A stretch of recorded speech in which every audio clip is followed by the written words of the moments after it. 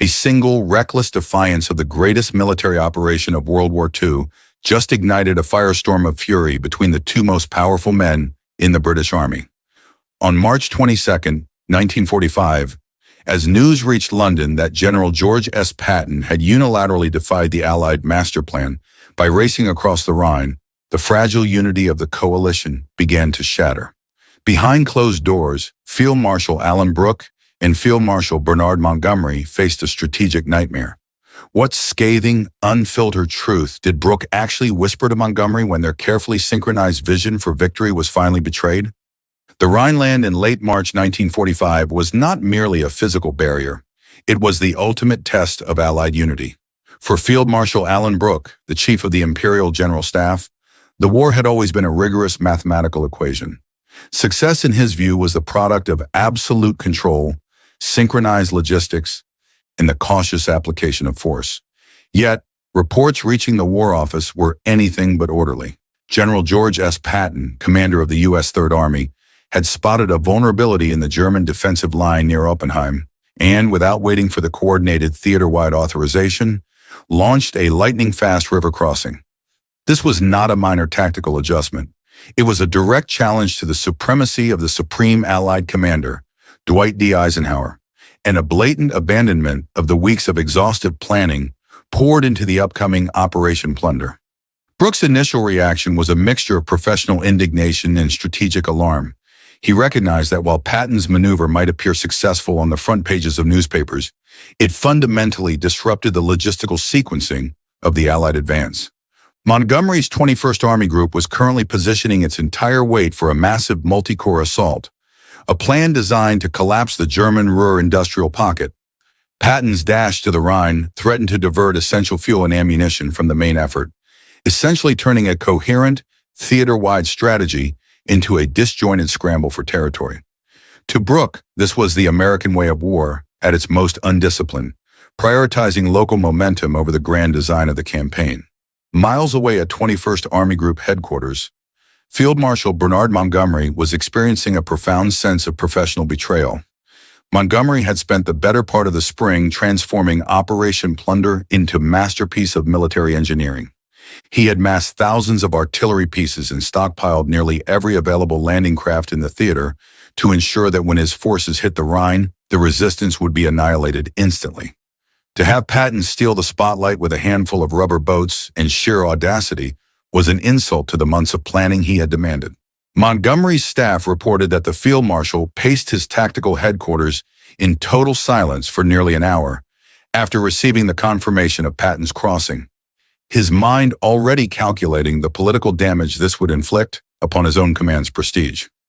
Eisenhower, meanwhile, found himself trapped in the center of a storm he had largely created through his policy of delegating strategic autonomy to his Army Group commanders. He understood Patton's brilliance, but he also understood the political necessity of maintaining a unified Allied front. When Eisenhower received the news of the Oppenheim bridgehead, he faced an agonizing choice: stop Patton and risk the ire of the American public and the press, or allow the insubordination to stand and watch the British command structure unravel. He opted for a middle ground, effectively endorsing Patton's action after the fact, a decision that would serve as a permanent scar in his relationship with the British High Command. The logistical implications of Patton's crossing were immediate and severe. Every gallon of fuel redirected to the Third Army was a gallon denied to the forces assembling in the North. Patton's gamble was not just a tactical event, it was a resource depletion mechanism that forced the entire Allied logistical chain to reorient itself on the fly. Patton had essentially committed the Allied High Command to a broad front strategy by sheer force of personality and operational necessity. Brooke viewed this as the ultimate manifestation of the coalition's lack of center. He had warned for months that if Eisenhower did not clamp down on the independence of his commanders, the war would end as a series of disconnected maneuvers rather than a decisive, crushing blow to the German state. Patton, for his part, was operating with a single-minded obsession: reach the heart of Germany before anyone else. He had little time for the grumblings of the British staff. His Third Army was a weapon forged in the crucible of North Africa and the hedgerows of Normandy, and he saw no reason to pause merely to accommodate the scheduling requirements of another army group. In his private logs, he frequently referred to the constraints imposed by Eisenhower as administrative caution that risked lengthening the war unnecessarily. He believed that the enemy was on the brink of total collapse, and in such a moment, the only cardinal sin was hesitation. Brooke and Montgomery exchanged a series of sharp, coded messages that left no doubt regarding their collective frustration. They referred to the American leadership's flexibility as a lack of grip, a scathing critique of Eisenhower's failure to dictate the terms of the endgame. Montgomery even went so far as to draft a memo questioning the utility of the continued coalition structure if one commander could unilaterally alter the theater's primary mission. It was a desperate reach for the authority that had once been theirs during the initial planning phases of the campaign, but which now seemed to be slipping away with every mile Patton gained toward the Rhine's east bank. As the 23rd of March began, the German defenders in the north finally realized the magnitude of the forces gathering against them. The initial American crossing had alerted them, but they were not yet fully committed. Montgomery's Operation Plunder was prepared to launch, but the air of excitement had been replaced by a grim, professional determination to do the job better, faster, and more decisively than Patton had. The competition was no longer just against the enemy. It was a race to see who could record the more impressive victory in the closing annals of the conflict. Brooke's analysis of the strategic situation was becoming increasingly dark. He began to fear that if the final phase of the war became a race of egos, the post-war occupation zones, which were being decided in the councils of the High Command, would reflect not a sound strategy, but the temporary positions of the armies as they happened to stop running. This added a layer of geopolitical anxiety to the tactical dispute. If the Americans reached the Elbe first, the British bargaining position in Europe would be fundamentally weakened. Every mile Patton pushed, the post-war map shifted in favor of the American perspective. The intelligence reports began to filter in from the Oppenheim bridgehead. Patton's men were holding. Despite the lack of heavy equipment, they had carved out a position that was becoming deeper by the hour. The German reaction was chaotic, divided by the necessity of responding to both the northern threat and the American surge. For a historian looking back, this was a moment of tactical elegance. But for Brooke, it was a confirmation of his worst fears, that military success could be divorced from command responsibility. He watched the reports with a mixture of professional respect for the grit of the American soldier and disdain for the command style that had put them there. Montgomery, feeling the pressure, decided to move his timeline forward. If Patton was to have his victory, Montgomery would ensure that the 21st Army Group's success would be on a scale that made the Oppenheim crossing look like a minor skirmish. He ordered his engineers to expedite the deployment of the bridges, ignoring the safety concerns of his subordinates. The drive to win had become all-consuming. It was a race against time, against the Germans, and against the perceived encroachment of the American command. Brooke found himself in the difficult position of having to explain the lack of progress in the north to Churchill, who was growing impatient for a decisive result. Brooke was protective of Montgomery, but he was also forced to acknowledge that the German resistance in the north was stiffening. The pressure from all sides, from the Americans, the British leadership, and the enemy, was converging on the High Command. Brooke began to realize that the end of the war was going to be characterized not by a single triumphant resolution, but by this frantic, messy competition for the final word. Patton's Third Army, meanwhile, had begun to run into the first significant German counterattacks. His lack of heavy armor at the bridgehead was starting to show.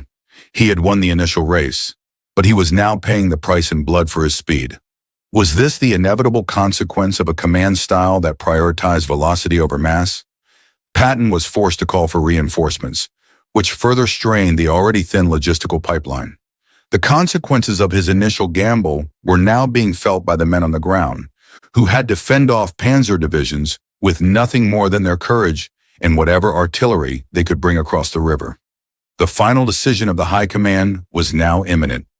Eisenhower had to choose whether to pull Patton back to consolidate or to double down and feed the rest of the army into the bridgehead. It was a pivot point upon which the final days of the European war would turn. Brooke waited for the update from Supreme Headquarters, knowing that whatever decision was made, it would be a verdict on the effectiveness of the coalition's command structure. The tension was palpable.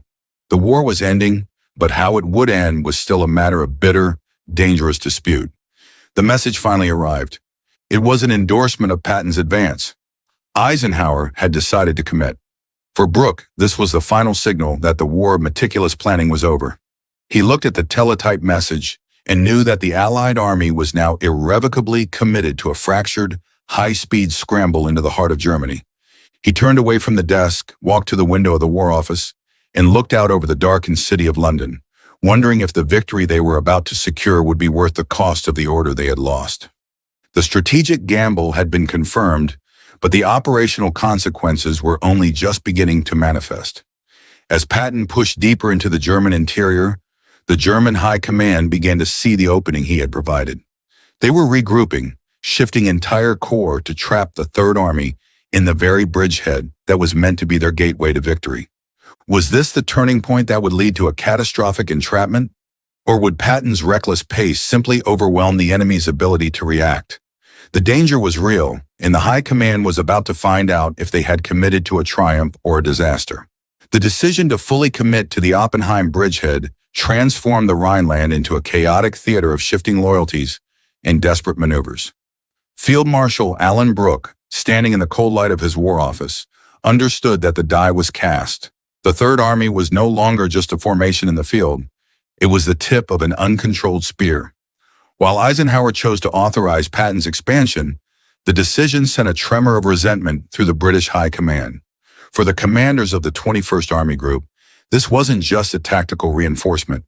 It was a clear signal that the American leadership had abandoned the single thrust in favor of a reckless, headline-grabbing gamble. As Patton's tanks rattled through the narrow, debris-strewn streets of German towns, they were not just fighting the Wehrmacht. They were racing against the looming shadow of an Allied collapse brought on by internal fragmentation. Patton, emboldened by Eisenhower's tacit support, pushed his logistical limits to the breaking point. His armor moved with a velocity that defied the established doctrine of the time, leaving his infantry trailing behind and his flanks dangerously exposed. In the cramped, smoke-filled command vehicles of the Third Army, the mood was one of manic confidence. Patton's staff officers knew that if they reached the heart of the Ruhr before the British, their reputation would be cemented for history. Yet they were operating on maps that were becoming increasingly outdated, moving into terrain where intelligence on German reinforcements was virtually non-existent. This was the pinnacle of the American way of war, a blind, aggressive rush into the unknown, trusting that speed would act as its own form of protection. Brooke, receiving these reports in London, saw the catastrophe waiting in the wings. He noted in his diary, with the biting, clinical detachment that defined his personality, that the Americans were repeating the mistakes of the past, trading tactical brilliance for operational stability. He warned Montgomery that Patton was setting himself up for a massive counterstrike. "He is dancing on the edge of a precipice," Brooke wrote to his commander in the field, "and the enemy is beginning to notice." The British perspective was clear. Victory was not found in the number of towns captured per day, but in the systematic destruction of the enemy's capacity to fight. Patton was capturing territory, but he was failing to destroy the German reserves that were now swarming toward his vulnerable bridgehead. The irony of the situation was that while Patton's dash was stealing the headlines, Montgomery's Operation Plunder was rapidly becoming the most sophisticated, devastating, and well-managed amphibious operation of the entire war. Thousands of artillery pieces began to roar in unison, a sound that could be heard for miles as the British and Canadian forces began their deliberate, heavy-handed assault across the Rhine. It was a massive industrial-scale wall of fire. Unlike Patton's opportunistic skirmishing, this was a planned destruction of the German 7th Army. Brooke watched the progress reports, feeling a grim satisfaction. The British approach was working, even if it lacked the cinematic flair of the American advance. However, the German response was evolving. The German High Command, recognizing that Patton had overextended his reach, began to consolidate their remaining armor into a potent strike force. They stopped trying to hold every mile of ground and instead focused on the exposed, narrow neck of the Third Army's advance. It was a classic trap. Patton was caught in a classic strategic dilemma. He had too much forward momentum to stop, but not enough strength to withstand a coordinated counterattack on his flanks. Every report of a German panzer division's shifting position sent a jolt of anxiety through the Allied command centers. the rush to victory was rapidly transforming into a race for survival.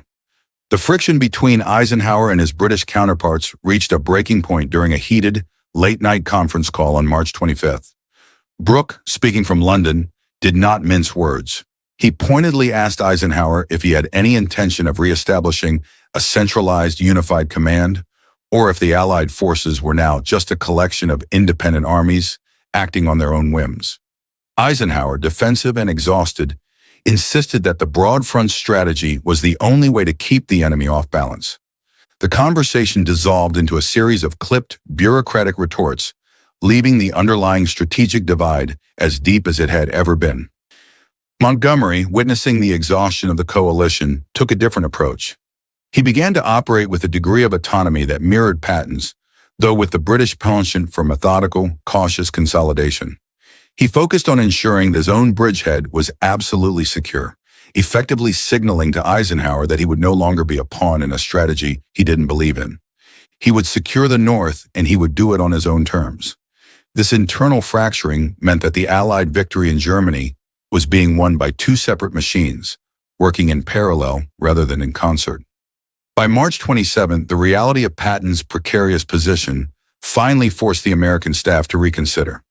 The German counterattacks were growing in intensity. Reports from the front indicated that Patton's supply lines were under constant threat from small-scale but effective hit-and-run attacks. The dash to the Rhine was suddenly looking like an expensive strategic blunder. Patton, still defiant, insisted he could break through the resistance. But even his own staff were beginning to wonder if the price of this glory would be the Third Army itself. Brooke, sensing the desperation in Patton's pleas for more ammunition and fuel, felt no joy. He had been right, but he had been right in a way that risked the entire success of the final campaign. He saw that the friction within the coalition had nearly cost them the initiative. If Patton were forced to retreat, the entire momentum of the Allied advance would be stalled for weeks, giving the Germans the breathing room they desperately needed to organize a defense of the central German highlands. The stakes of this rivalry had moved far beyond personal prestige. They were now playing for the survival of the final offensive. In the north, Montgomery's forces finally broke through the primary defensive belt. The success was slow, methodical, and incredibly costly, but it was undeniable. Unlike the American advance, there was no danger of entrapment here. Montgomery's bridgehead was a fortress, a piece of ground that the enemy could not reclaim. As the news of the breakthrough reached the Allied command centers, the contrast between the two operations became a permanent part of the war's record.